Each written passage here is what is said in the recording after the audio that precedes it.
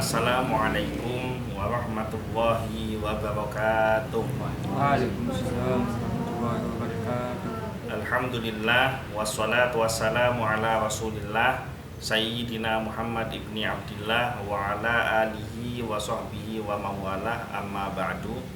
Alhamdulillah, pada siang hari ini kita kembali melanjutkan kajian kitab Bulughul Maram, masih di dalam kitab Thaharah, yaitu kitab tentang bersuci. Bab yang ke-9, babut tayammumi, bab tentang tayamum. Hadis yang ke 100. Hari ini kita tidak bisa membahas satu hadis, harus dua hadis karena kedua-duanya ada keterkaitan, yaitu hadis ke-113 dan hadis ke-114. Saya baca hadis yang ke-113 dulu. Wa an Ali radhiyallahu anhu qala, dan dari Ali radhiyallahu anhu beliau berkata. Ali yang dimaksud di sini adalah Ali bin Abi Thalib. Siapa itu Ali bin Abi Thalib? Ya pasti sahabat Nabi. Hubungannya dengan Rasulullah apa? Sepupu, karena ayahnya Ali namanya Abu Thalib. Abu Thalib itu saudara kandungnya Abdullah, Sayyid Abdullah. Nah, berarti Sayyidina Ali dengan Rasulullah sepupu. Selain sepupu, dia punya hubungan istimewa yang lain dengan Rasulullah. Apa hubungannya? Menantu Rasulullah, karena dinikahkan dengan putri tercintanya yang bernama Fatimah. Ya, lumayan pengetahuannya daripada kemarin ya. Ingkasarot ihda zandaya. Ingkasarot telah retak ihda salah satu zandaya pergelangan tanganku. Zandaya pergelangan tanganku. Fasa'altu, maka aku bertanya kepada Fasa'altu Rasulullah sallallahu alaihi wasallam. Maka aku bertanya kepada Rasulullah sallallahu alaihi wasallam soal pergelangan tangan yang retak, dan yang ditanyakan adalah masalah tentang bersuci ketika pergelangan tangannya retak. Fa'amaroni, maka Rasulullah sallallahu alaihi wasallam memerintahkan kepadaku an amsaha, untuk cukup membasuh atau mengusap alal jabair, pembalut lukanya saja atau perban. Jadi membasuh di atas pembalut lukanya. Rawahu Ibnu Majah, diriwayatkan oleh Ibnu Majah bisanadin wahin jiddan, dengan sanad yang sangat-sangat lemah sekali.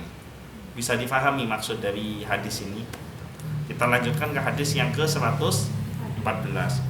Wa an Jabirin radhiyallahu anhu, dan dari Jabir radhiyallahu anhu, fir rajuli, tentang seorang laki-laki, alladzi syujja, yang mana kepalanya terdapat luka, fautasala, kemudian dia mandi, famata, kemudian dia mati. Jadi di kepalanya ada luka, mandi terus mati. Nah, kabar ini sampai kepada Rasulullah sallallahu alaihi wasallam. Maka Rasulullah sallallahu alaihi wasallam bersabda, innama, sesungguhnya, kana yakfihi, cukup baginya, antayammama, untuk bertayamum, wa yasiba,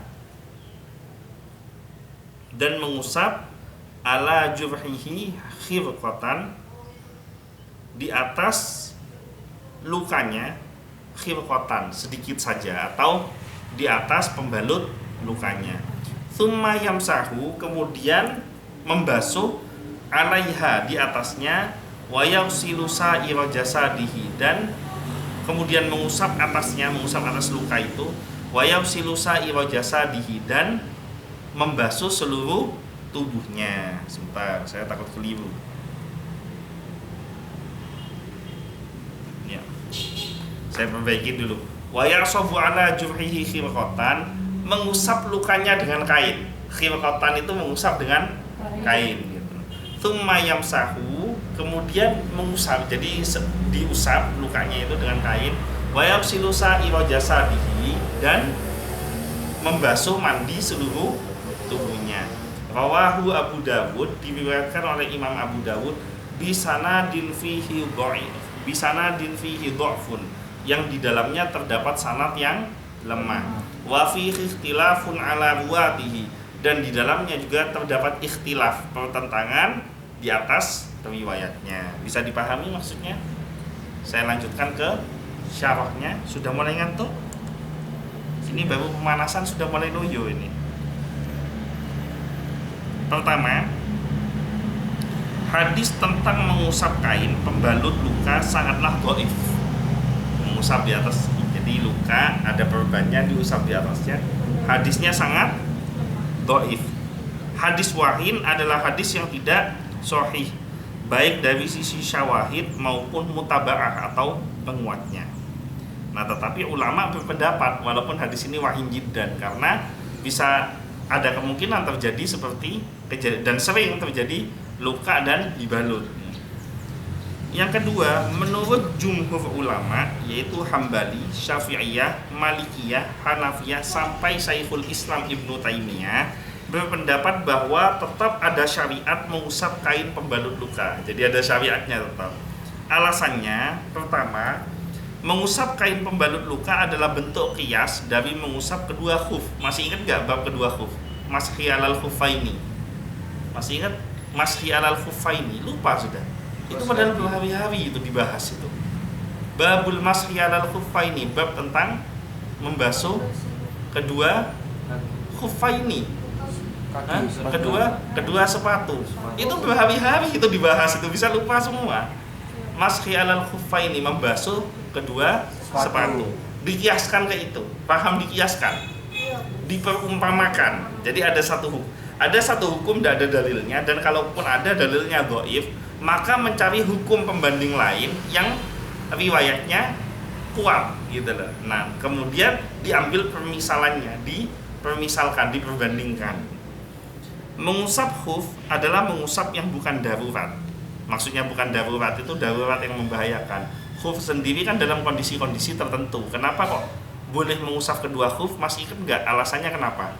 Apabila dalam kondisi apa? Ada di medan perang. Di medan perang. Terus selain itu cuaca yang sangat ekstrim, ya kan? Nah, itu boleh, tidak perlu melepas sepatu, cukup dibasuh saja.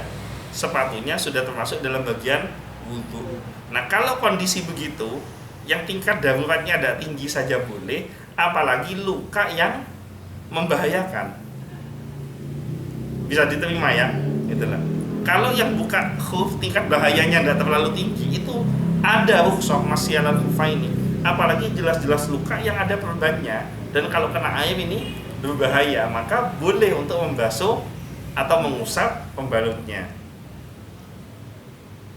Yang kedua, mengusap atau al-mashu dengan air pada bagian yang wajib dibasuh atau al-ghuslu tentu lebih utama daripada bersuci dengan mengusap menggunakan debu di selain tempat yang wajib dicuci. Alasannya air itu lebih utama dari debu. Kalau ngusap pakai air aja ada keringanannya, apalagi ngusap pakai debu, karena debu sendiri itu sudah rukhsah, sudah keringanan.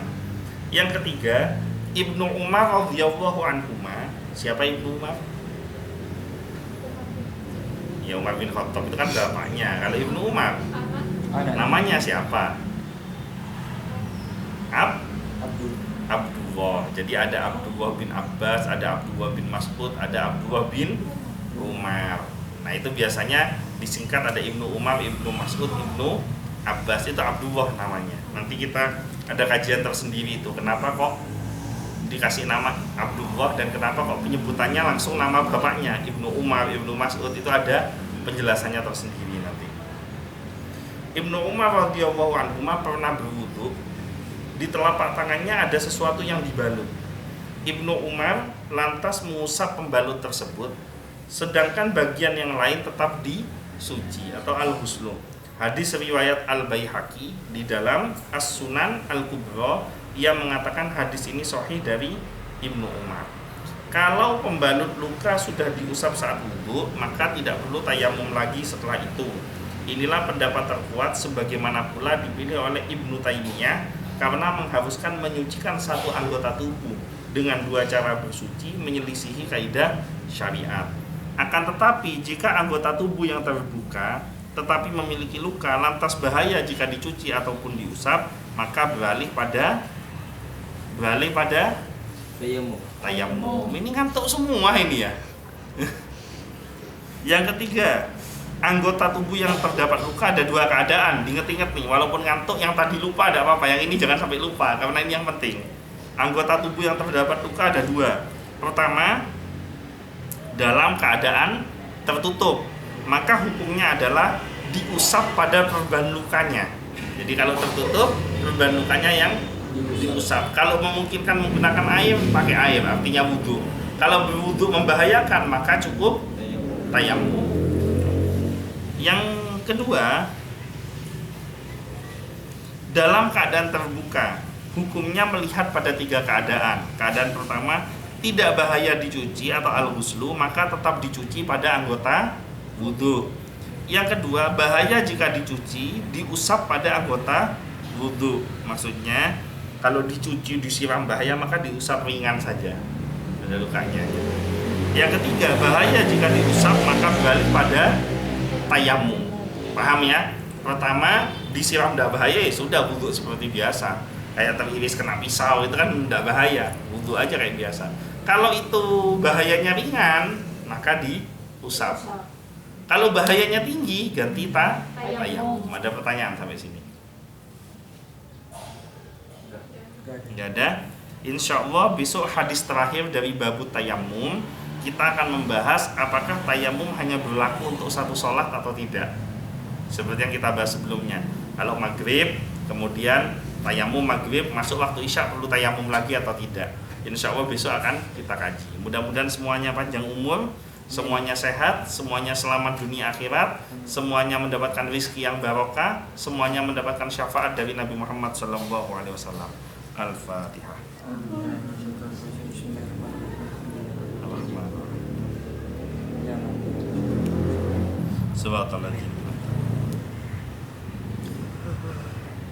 Sekian, kurang lebihnya mohon maaf. Wabillahi taufiq wal hidayah. Wassalamualaikum warahmatullahi wabarakatuh. Waalaikumsalam warahmatullahi wabarakatuh.